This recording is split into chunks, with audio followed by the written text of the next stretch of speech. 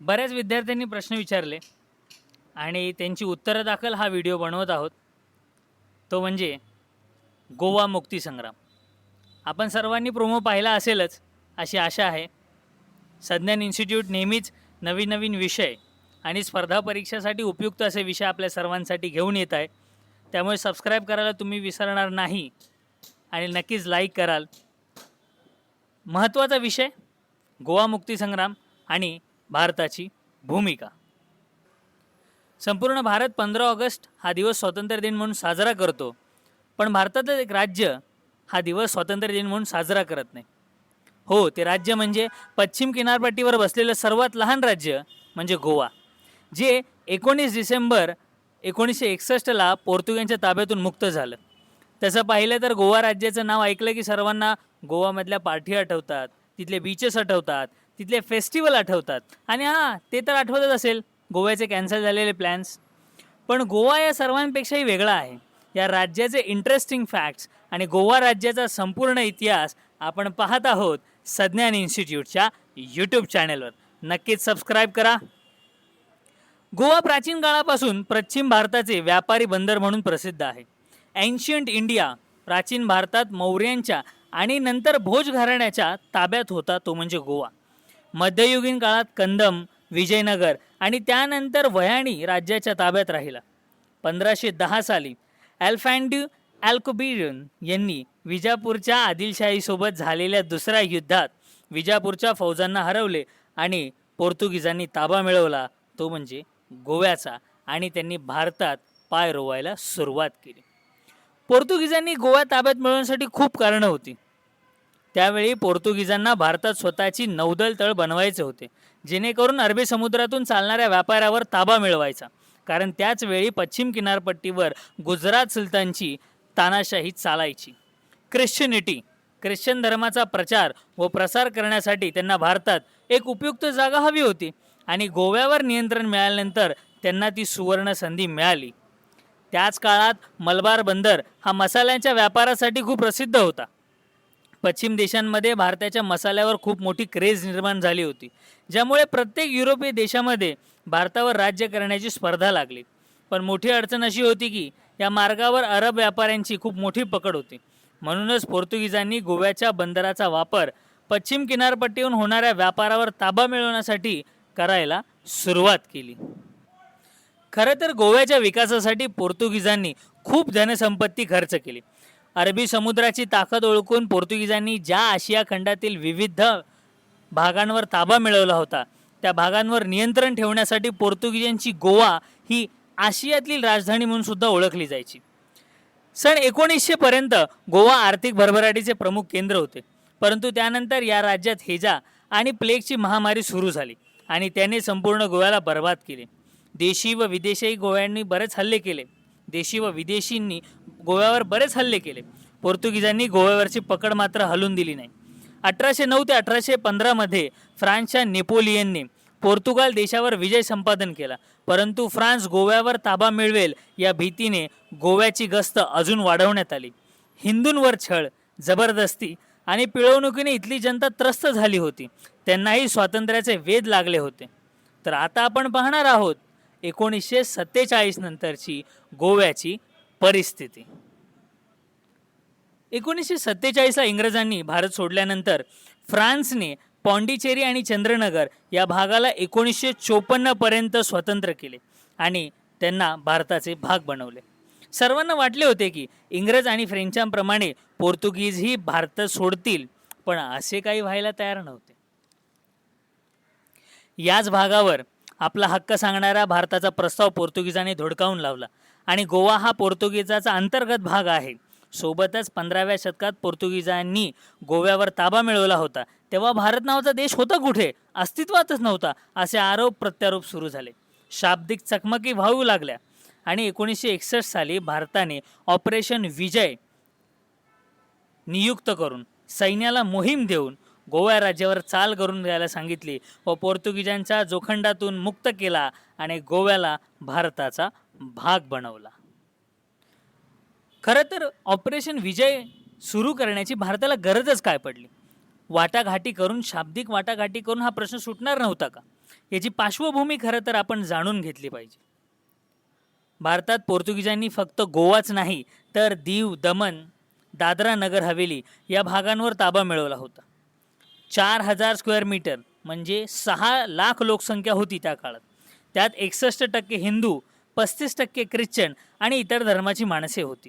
खरं तर पोर्तुगीजांविरोधात पहिली बंडाळी 1928 नंतर सुरुवात झाली, ज्याची सुरुवात फ्रान्सिस निवासी त्रिस्टा डे कुन्हा यांनी काही पत्रके वाटून गोवेकरी जनतेमध्ये पोर्तुगीजांनी 400 वर्षाहून अधिक त्यांच्यावर केलेला अत्याचार अधोरेखित केला, त्यांची त्यांना माहिती दिली आणि पुढे जाऊन याच माणसाने गोवा काँग्रेसची स्थापना केली. स्पर्धा परीक्षेच्या विद्यार्थ्यांसाठी अतिशय महत्त्वाची ही माहिती त्यांनी नोट डाऊन करून ठेवावी. 1938 रोजी सुभाषचंद्र बोस यांच्या अध्यक्षतेखाली भारतीय राष्ट्रीय काँग्रेसची गोव्यामध्ये एक शाखा उघडली आणि याच्याच बरोबर 8 वर्षांनी राम मनोहर लोहिया यांनी जनतेला गोवा सरकारच्या विरोधात शांततापूर्ण आंदोलन करण्याचे आवाहन केले. त्यासोबतच राम मनोहर लोहिया यांनी सुरू केलेल्या गोव्यातल्या जन आंदोलनाला फक्त गांधीजींचाच पाठिंबा होता. नेहरू, पटेल आदी बड्या नेत्यांसाठी गोवा प्रश्न तितका महत्त्वाचा त्या काळात तरी त्यांना वाटत नव्हता. आणि त्याच वेळी पोर्तुगीजांनी पोलीस फौजांचा वापर करत जमावबंदी केली. सार्वजनिक स्थळांवर, सभांवर बंदी आणली होती. याचा निषेध म्हणून 6-8 महिने गोव्यामध्ये आंदोलने चालू होती. तर काही ठिकाणी या आंदोलकांनी सुरू केलेल्या आंदोलनामध्ये उग्र रूपसुद्धा धारण केले. 1947 साठी संपूर्ण भारतात म्हणजे ब्रिटिश भारताला स्वातंत्र्य दिले, पण गोवा अजूनही भारताचा भाग नव्हता. आणि म्हणूनच 1950 रोजी नेहरूंनी तेव्हाच्या पोर्तुगीज सरकारसोबत गोवा आणि इतर भागांना भारताचा भाग बनवण्यासाठी नेगोसिएशन करायला सुरुवात केली, तयारी दाखवली. पण हा प्रस्ताव पोर्तुगीजांनी धुडकावून लावला आणि गोवा पोर्तुगीजांचा अविभाज्य भाग आहे असे ठणकावून सांगितले आणि हा विषय कायमचा बंद केला. पोर्तुगीजांकडून गोव्याला स्वातंत्र्य देण्याची कारणं तरी काय असतील ह्याच्यावर खरं तर विचार व्हायला हवा. पोर्तुगीजांसाठी गोवा एक perfect travelling and trading hub होतं. ते पश्चिम किनारपट्टीवर असल्यामुळे त्यांना त्याचा भरपूर फायदा होत होता. मकाऊ आणि ईस्ट तिमूरमधून येणारे माल वाहतूक गोव्याला थांबत आणि तिथून ते पोर्तुगालला जात होती. त्यामुळे गोवा पोर्तुगीजांसाठी विश्रांतीचं ठिकाण होतं.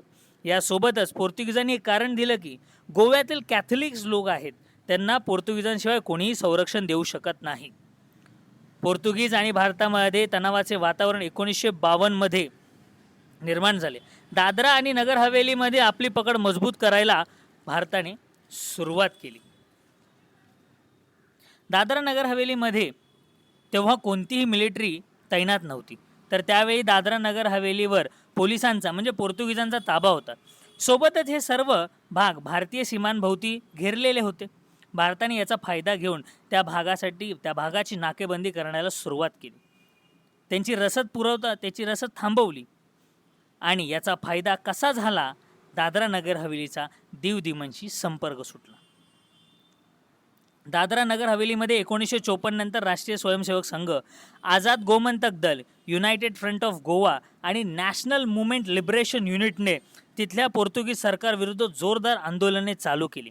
ही आंदोलने चिरडून टाकण्यासाठी गोव्यातील पोर्तुगीज सरकारने भारत सरकारला विनंती केली की आम्हाला या भागात शांतता प्रस्थापित करायची आहे, तर आम्हाला आमच्या मिलिटरीचा वापर करण्याची परवानगी द्यावी आणि यासाठी तुम्ही तुमच्या भूमीचा वापर करायला आम्हाला परवानगी दिली पाहिजे. हा प्रस्ताव भारताने धुडकावून लावला आणि दादर नगर हवेली पोर्तुगीजांच्या ताब्यातून मुक्त झाली.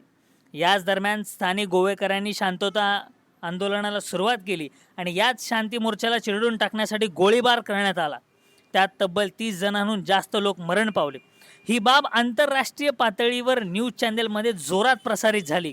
भारताच्या बाजूने संपूर्ण जगाची सिंपती तयार झाली व भारताच्या कूटनीतीला, डिप्लोमसीला याचा फायदा झाला. तेव्हाच नेहरूंनी या गोष्टीचा फायदा घेत युनायटेड नेशन आणि USA समोर गोव्याचा प्रश्न मांडला. परंतु रशिया सोडून बाकीच्या कोणत्याही देशांनी यात इंटरेस्ट दाखवला नाही. परंतु पोर्तुगीजांचा पाठिंबा देणारे नेते सत्तेतून बाहेर उतरले आणि USचे राष्ट्रपती म्हणून जॉन F. केनेडी यांची निवड झाली आणि त्यासोबतच पोर्तुगीजांचे तारे फिरले.